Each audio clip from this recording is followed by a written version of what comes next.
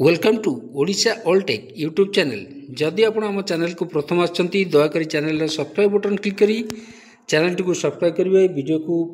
वीडियोटी भल लगे निश्चय वीडियो को लाइक करेंगे, कमेंट करेंगे, शेयर करेंगे जहाँद्वारा आप प्रतिदिन नुआ नुआ अपडेट पाइपर। तो आसन देखिए आज गोटे गुरुत्वपूर्ण खबर उपर आम नजर पकेबा जो थी कि देखूँ पेंशन भोगी बा रिटायर्ड गवर्नमेंट सर्वेंट जो मैंने अच्छा से पेंशन भोगी गोटे खुशी खबर पेंशन और ग्राच्युटी नहीं गुरुत्वपूर्ण मीटिंग जो थी कि अवसरप्राप्त कर्मचारी बैठक से जो विभिन्न समस्या अच्छी पेंशन और ग्राच्युटी को नहीं तापरे गोटे गुरुत्वपूर्ण बैठक होता है। से विषय में आलोचना करवा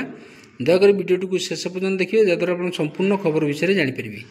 तो देखो ओडिशा इंजीनियरिंग वर्कचार्ज कर्मचारी बा रेगुलर जो एवं अवसरप्राप्त जो कर्मचारी गुरुत्वपूर्ण बैठक शेष होती जो बैठक में विभिन्न प्रसंग उपरे मुख्यतः जो मैंने अवसरप्राप्त कर्मचारी मानकर विभिन्न प्रसंग उपरे गुरुत्वपूर्ण आलोचना होता देखा ओडिशा इंजीनियरिंग वर्कचार्ज एवं रेगुलर जो कर्मचारी ता सहित अवसरप्राप्त कर्मचारी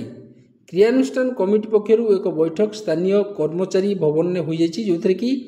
कमिटी मुख्य संयोजक गगन भंजक सभापतित्व में अनुष्ठित यह बैठक में कर्मचारी 3 गोटी दाबी उपस्थापन होता सेगुड़िक मध्य एनएमआर डीएलआर चाकरी जो योगदान तारीख वर्कचार्ज रूपांतर होगा पर्यंत पीजी एक्ट जो रही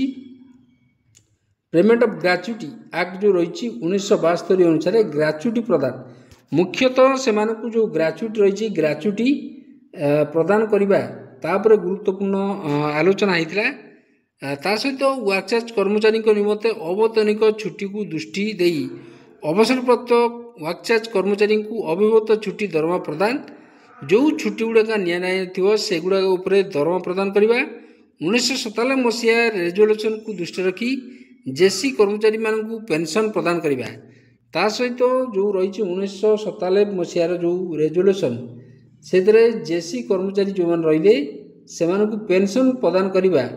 ए मुख्य समस्या उपरे आलोचना होता कर जो वर्कचार्ज एवं वर्कचार्ज रु नियमित हो चाकरी अवसर नहीं जो कर्मचारी मानू जो रही ओपीएस नियम जो रही 1992 अनुसार पेंशन प्रदान आदि विभिन्न दाबी थिला।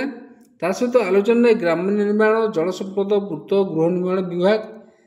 विभिन्न जो विभाग रे जो कर्मचारी माने थिले एवं अवसरप्राप्त कर्मचारी सेमानंक सहित आलोचना विभिन्न पर्यायर आलोचना होता ये देखूँ खूब शीघ्र ए संक्रांत में मुख्यमंत्री विभागीय मंत्री सह सचिव को दाबीपत्र प्रदान कर निष्पत्ति होता। तो यहाँ गोटे गुरुत्वपूर्ण आलोचना होती जो थे कि कर्मचारी जो विभिन्न समस्या अच्छी मुख्यतः अवसरप्राप्त कर्मचारी जो विभिन्न समस्या से रिटायरमेंट ग्रेच्युटी लीव एनकैशमेंट ता सहित पेंशन प्रदान ये सब उपरे गुरुत्वपूर्ण आलोचना होता। तो देखा जाऊ आगू कौन हो समस्या मुख्यमंत्री को जनाजिवो।